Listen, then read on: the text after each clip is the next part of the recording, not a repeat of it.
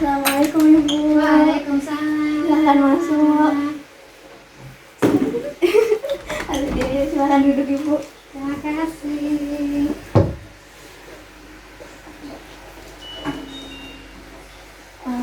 Perkenalkan, saya Takila Aziza Kesyananda. Ibu bisa manggil saya Kesya. Saya dari ahli gizi dari Puskesmas C2. Sebelumnya bisa saya berkenalan dengan Ibu dan adiknya. Oh ya Mbak, saya Ibu A.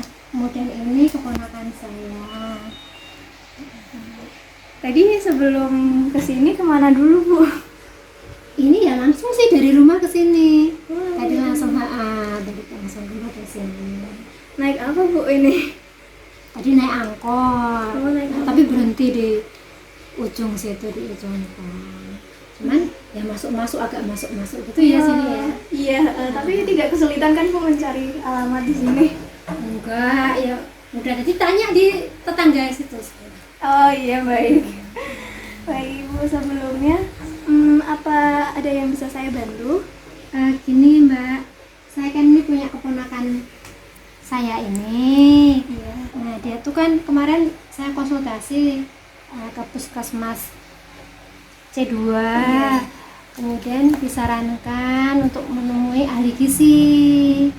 Karena kan kenapa ya keponakan saya ini kok pertumbuhannya kok lambat, artinya di kok fokus, tuh nggak fokus di sekolah gitu, padahal yang makanan yang saya berikan saya pikir sudah cukup gitu. Masalah yang dihadapi itu seperti apa ya Bu? Kalau berat badan ponakan saya ini terbilang normal. Kalau 2 bulan kemarin sih beratnya kira-kira berapa ya, 16,5, tapi saya merasa pertumbuhan ponakan saya ini itu lambat. Pokoknya kalau di sekolah kok kurang konsentrasi terus, kurang fokus gitu. Padahal untuk apa, ini kan ditanyain kok ada hubungan perihal konsumsi makanan dengan pertumbuhannya dia gitu. Baik, jadi di konseling ini sebelumnya nanti saya akan melakukan pengukuran terlebih dahulu kepada adik B untuk mengetahui berat badan dan tinggi badannya saat ini. Kemudian nanti saya akan kembali menggali informasi lagi kepada Ibu mengenai permasalahan dari adik B. Setelah itu kita bisa bekerja sama dan berdiskusi untuk menentukan solusi terbaik bagi adik B. Gitu Ibu. Ya. Sekarang berarti kita Mengukur antropometri. ukur, iya.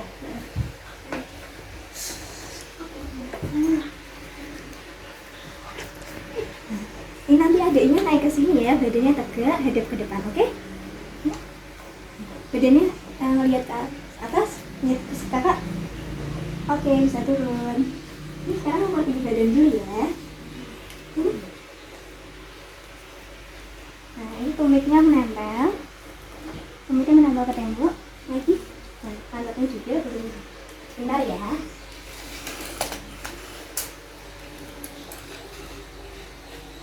Sambil tarik nafas. Oke, sudah. Terima kasih ya Dek, silakan duduk lagi.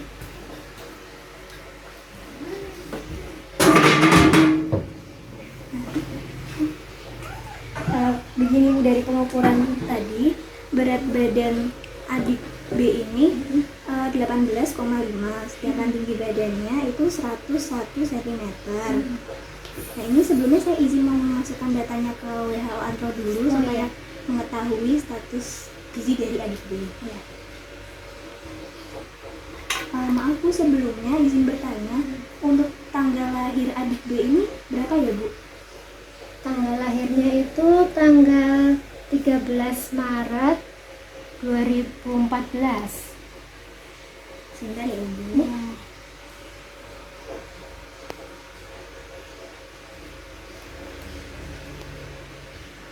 Permisi Ibu. Berikut ini ada grafik indeks massa tubuh per usia dari adik B. Di sini menunjukkan angka minus 1,54 yang berarti bahwa adik B mengalami gizi kurang. Sedangkan untuk berat badan per usianya itu menghasilkan standar deviasi 0,59. Untuk cut off berat badan per usia ini tergolong masih normal. Namun di sini untuk tinggi badan per usianya standar deviasinya minus 2,74 yang menunjukkan bahwa adik B ini mengalami pendek atau stunting ibu. Gitu. Seharinya ngapain aja ya? Oh, sekolah. Sekolah. Kelas berapa? 1. Kelas 1. Selain sekolah ngapain aja? Bantuin bibi sama paman di kebun. Oh, bagian bibi sama mama itu tuh rajin sekali ya. Apakah ada kendala saat mengonsumsi makan bagi anak B? Kalau anak B itu nggak ada sebenarnya Mbak. Makan tuh juga 2-3 kali sehari. Kemudian dia sekali makan itu biasanya 1 centong nasi atau kadang sama mie instan. Kalau sayur lauk itu ya lauknya paling ya telur sama ayam. Tapi dia tuh paling suka tempe sama tahu.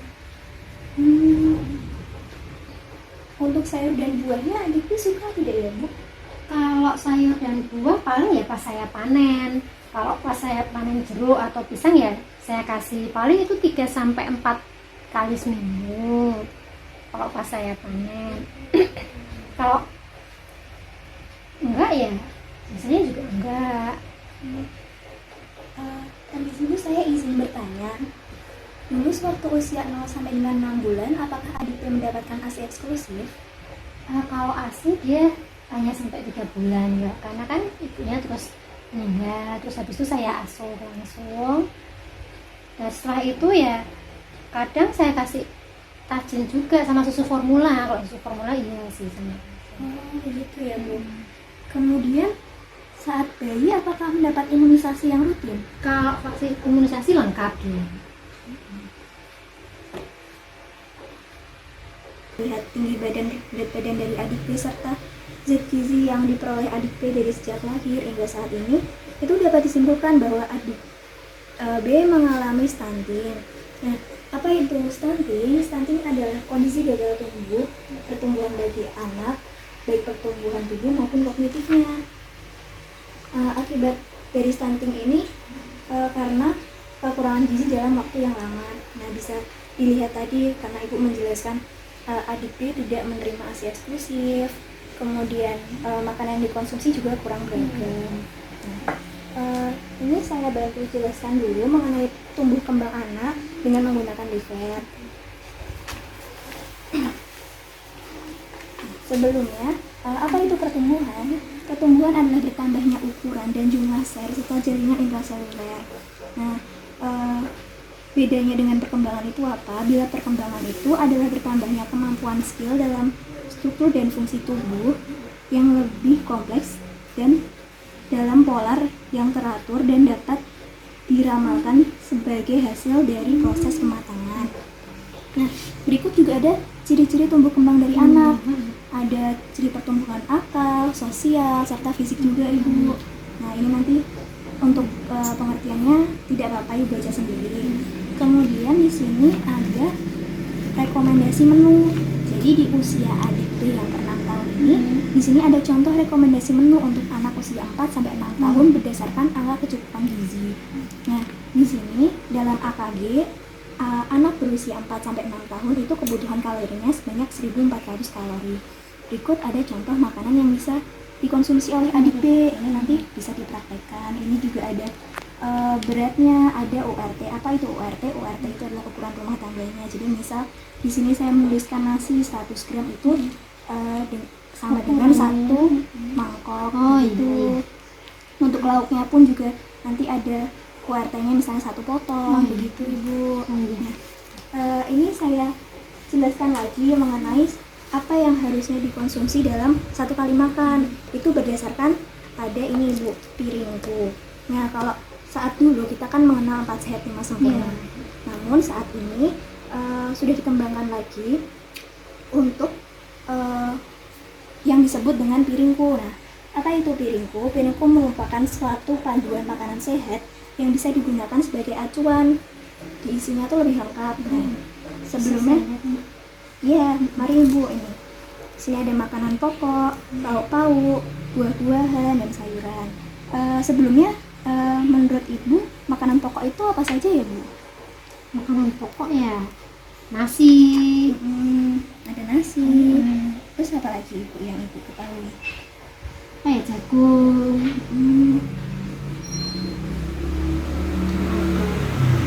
sagu, Ya, itu ya. adalah bahan makanan yang mengandung karbohidrat. Biasanya juga ada contoh lagi mie instan juga, roti. Nah, itu juga ada. Kemudian sini ada lauk pauk. Nah, lauk pauk itu sebaiknya diperkenalkan lauk pauk hewani maupun nabati. Kan adik B tadi sudah makan lauk pauk nabati, terutama tadi tahu tempe. Nah, untuk hewaninya juga sudah makan ayam. Alangkah lebih baiknya juga diperkenalkan lauk nabati berupa ikan, Ibu, supaya segi gizinya mungkin akan lebih terbantu lagi. Nah, kemudian saat makan itu diusahakan juga ada buah-buahan. Buah-buahannya juga diusahakan lebih bervariasi lagi, tidak hanya dari yang diberikan Dari di kebun. kebun saja. Iya, untuk sayurnya pun juga begitu, dicoba-coba lagi bagaimana pengolahannya supaya lebih menarik, supaya adiknya mau memakannya, mengonsumsi sayur. Nah, terus ada juga jangan lupa cuci tangan selalu sebelum makan. Kemudian minum air putih juga jangan sampai terlupakan, dan tetap harus melakukan aktivitas fisik, begitu Ibu. Iya. Makanan yang saya berikan selama ini salah ya, Mbak? Tidak salah Bu, tapi gizinya itu tidak cukup. Nah, akibat ketidakcukupan gizi ini, pertumbuhannya pun dapat terganggu dan juga dapat menghambat kognitif dari anak Ibu. Oh, Pak, kalau saya udah salah ya ngasih susu formula atau tajin dulu itu, karena biasanya di desa saya kan gitu, Mbak. Oh, untuk susu formula itu sebenarnya tidak salah Ibu, tapi alangkah lebih baiknya bila bayi di usia 0 sampai dengan 6 bulan itu tetap diberikan ASI eksklusif. Nah, untuk air tajin sendiri itu sebenarnya tidak dianjurkan. Kenapa? Karena air tajin itu dapat membuat bayi kembung dan juga diare. Nah, kenapa hal tersebut terjadi? Hal tersebut terjadi karena pencernaan pada bayi yang belum siap untuk menerima makanan lain selain ASI. Oh, makanan yang baik yang benar yang bisa saya berikan apa ya, Mbak? Karena saya kan kerja. Gitu. Jadi untuk dia gimana ya? Jadi begini Bu, saya bantu jelaskan. Iya. Untuk makanan yang diberikan itu sebaiknya mengandung cukup kalori, protein, dan lemak. Seperti yang kita ketahui, dengan kecukupan gizi tersebut dapat membantu pertumbuhannya lebih baik lagi. Nah, sebaiknya untuk buah dan sayurnya dibuat lebih bervariasi lagi Ibu. Tidak hanya tergantung pada buah-buahan dari kebun Ibu saja, begitu. Tapi yakin nggak Mbak ya kalau sudah memberikan makanan yang baik untuk pertumbuhannya ini bisa, karena kan ini keponakan saya ini kalau di sekolah kan kurang konsentrasi gitu untuk belajarnya. Terus apa hubungannya ya makanan sama pertumbuhannya itu? Jadi begini Bu, pertumbuhan itu bisa berjalan dengan baik karena ada zat gizi yang didapat juga baik. Begitu juga dengan kemampuan kognitif.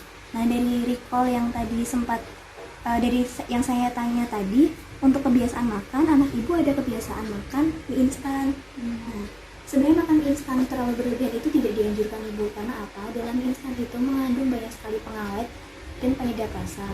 Nah, kebanyakan mengonsumsi mie instan, terutama di pagi hari itu, dapat mengurangi IQ dari seorang anak atau kecerdasan kognitifnya. Berarti saya harus merubah makanannya juga ya Mbak? Soalnya kan ponakan saya ini cuma sukanya kan sayur tuh wortel sama tauge. Aku juga gak begitu suka jajan. Sukanya wortel sama toge. Baik Ibu, untuk masalah sayur dan buah ini mungkin untuk camilan terutama jajanannya mungkin bisa digantikan dengan buah yang adiknya suka, tidak masalah. Kemudian untuk sayurnya, kalau masalah tidak suka sayur itu adalah kebiasaan, jadi lebih baik mumpung adiknya masih di usia dini dibiasakan makan sayur agar nanti setelah dewasa pun terbiasa untuk mengkonsumsi makanan yang sehat. Nah, untuk saat ini selain dibiasakan juga dapat diolah dengan lebih menarik Ibu. Misalnya untuk sayur bisa dibuat menjadi bergedel atau dicampur dengan makanannya dengan dipotong halus untuk dikreasikan sebaik mungkin agar adik B bisa menerima makanan tersebut. Terima kasih Mbak. Kemudian untuk pengaruhnya selain pada otak itu kalau anak dia tidak diberikan makanan yang sesuai, pengaruhnya pada apa lagi ya? Karena gizi yang tidak sesuai itu juga dapat mengaruhi sistem imun ibu. Apabila sistem imunnya terganggu, pasti anak akan menjadi mudah sakit, mudah lelah, lemas, dan juga jadi sulit untuk menerima pelajaran. Itu juga pasti kan tadi mempengaruhi dari kognitifnya juga. Kemudian yang sangat tidak baik itu adalah ketika tidak melaksanakan sarapan pagi, karena ketika tidak melaksanakan sarapan pagi, otak menjadi tidak tahu bahwa tubuh kita sebenarnya telah siap untuk melakukan aktivitas. Kemudian makanan apa saja sih yang bisa membuat ponakan saya ini bisa meningkatkan konsentrasi belajarnya di sekolah, Mbak? Baik Ibu, untuk makanan itu bisa dengan bayam hijau. Bayam hijau itu mengandung folat dan vitamin yang baik untuk perkembangan otak. Selain dari bayam, itu bisa juga dengan protein hewani. Dari makanan yang tadi dimakan oleh anak ibu sudah mengandung protein hewani. Namun alangkah baiknya untuk diperkenalkan kembali dengan protein hewani berupa ikan, karena ikan mengandung asam omega 3 yang juga baik untuk perkembangan otak. Selain itu, untuk sumber seratnya juga bisa diberikan kacang-kacangan. Kacang-kacangan terutama kacang kenari, kacang merah, itu mengandung vitamin yang baik untuk dapat perkembangan otaknya. Kira-kira diolah seperti apa ya Mbak Kesya ya makanannya? Karena kalau biasanya sepertinya kan saya goreng saja. Kira-kira gimana? Untuk pengolahannya, sebenarnya digoreng itu tidak apa-apa Ibu, tapi jangan terlalu lama agar zat gizinya tidak hilang. Dan lebih baik bila mana direbus sebentar saja. Atau mungkin kalau untuk sayuran bisa dikreasikan dengan makanan Ibu, dibuat bergedel, dibuat snack-snack lain, atau dicampur dengan makanan yang disukai oleh adik B. Enak, Bi, bisa aku bawa ke sekolah. Wah senang Bibi kalau kamu bisa suka makan sayur. Berarti kan harus rajin dan sabar ya Mbak Kesya ya? Iya, karena semua itu perlu proses. Oh ya, terima kasih. Kalau saya kira keponakan saya itu sudah cukup gizinya. Mungkin nanti saya bisa kerjasama sama pamannya ya untuk makannya dia gitu. Baik Ibu, dari konseling kali ini kira-kira apa saja informasi yang Ibu dapatkan? Kira-kira ya Mbak, kira-kira untuk informasi yang saya dapatkan itu untuk tinggi badan per usia untuk ponakan saya ini ternyata kan stunting gitu. Kemudian jadi selama ini saya kurang dalam memberi makannya itu gizinya kurang baik. Nah terus kemudian juga dia juga berpengaruh pada perkembangan kognitif dia di sekolah juga kan menjadi kurang konsentrasi.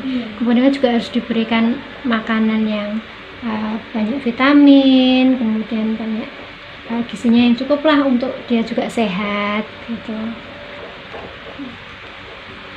Baik Ibu, nah dari konseling yang telah kita lakukan, apakah Ibu bersedia untuk mengganti makanan dari adik B supaya bergizi lebih seimbang? Insya Allah bersedia ya, bersedia. Insya Allah saya akan coba untuk memberikan makanan yang baik untuk anak saya ini.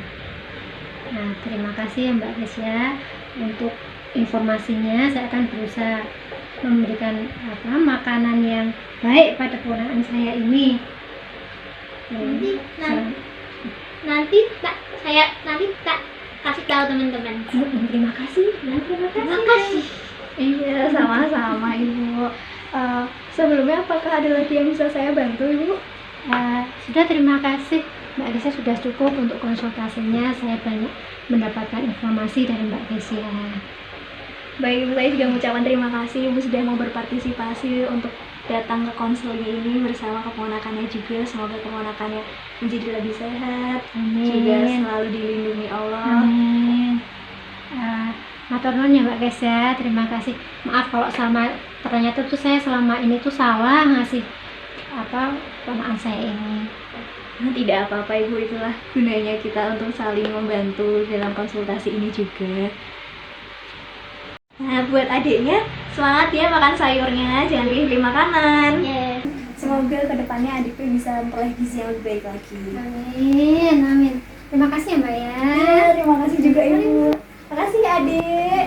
Semangat ya nanti makan sayurnya. Semangat.